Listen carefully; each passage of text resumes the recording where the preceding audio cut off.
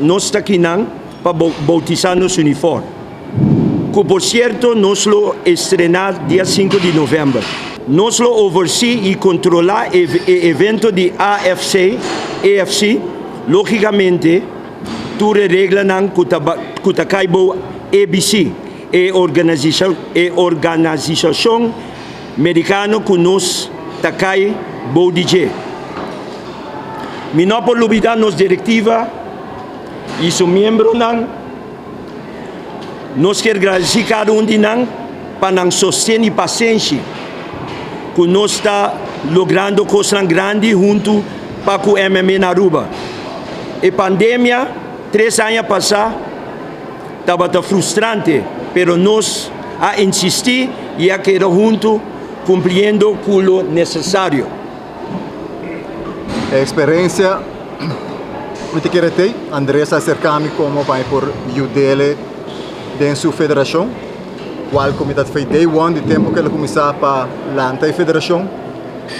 Me junto mesmo com Andrés para vir de trabalho, então para 3 anos me queda ausente, depois ele acerca-me, então me diz vamos abandono man no deporte, porque o deporte que não é um deporte que cresce rápido, é deporte que cresce mais ligeiro no mundo.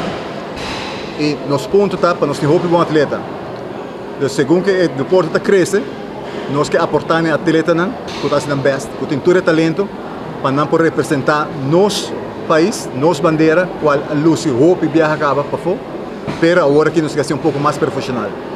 E da passa a fundação agora que o todos os membros não, que todo dia no chat group nós trabalhamos de cabeça junto para sair adiante que deporte, para nós por ressaltar de oversee o evento não que está bem.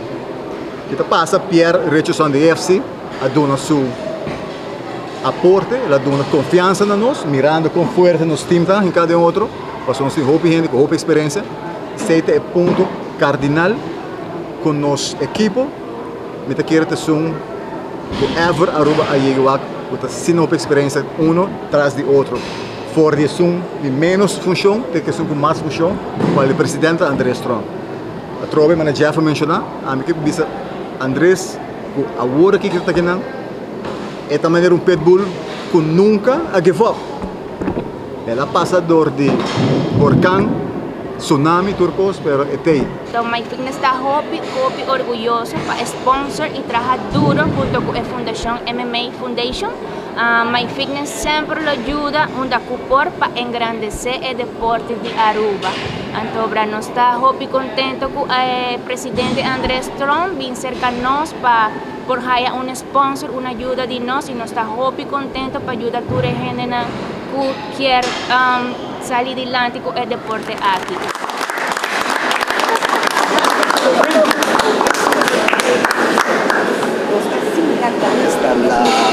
This is the one and only